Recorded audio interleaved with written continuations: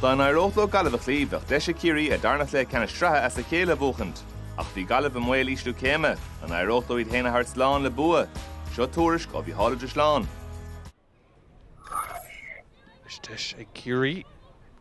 Cúlín a gaimisiún sa tróna tá fios go maith an áíire agus an far bog ach ag deire iirecht an a bhainton ag níomh Carmody. Céad cúlín aimisiún san ag an gaptéin. Ciarraí teacht rís ar nón buntáiste baile.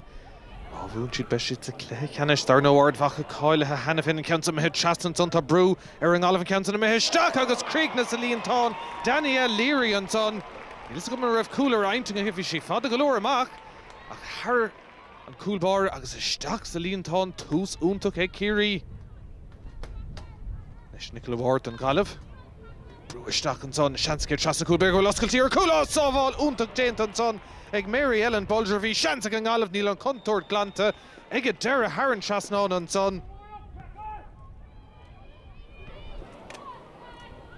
Deacratí an dáhéhann felleáil tá sé an galamh agus an réiteir thart buntáiste dómh tá sé gimmar níos fear go cinnte le cúpla nómad an nús agus deisir scór eile Trasna an son agus deise an lán tasí sinna Aoife O'Rourke agus scór má ribh le ham ag an galamh.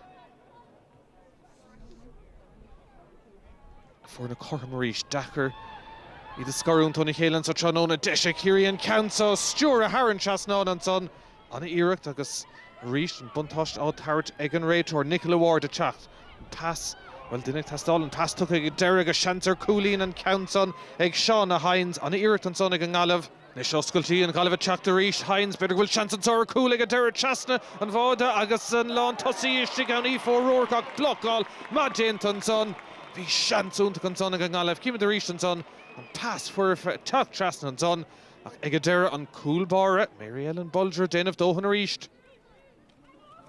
Cúlín idir na fórd an tá Gailárna agus an galamh ag glóraigh scór na tastí nua fannacht Ryan a héin agus na pointí Sraith ag tastáil chuné sin dhéanamh Roisin Leonard pass guard isteach an son deisir Cúlín agus an Council ag Emma Rainey agus iirecht eile ag an galamh.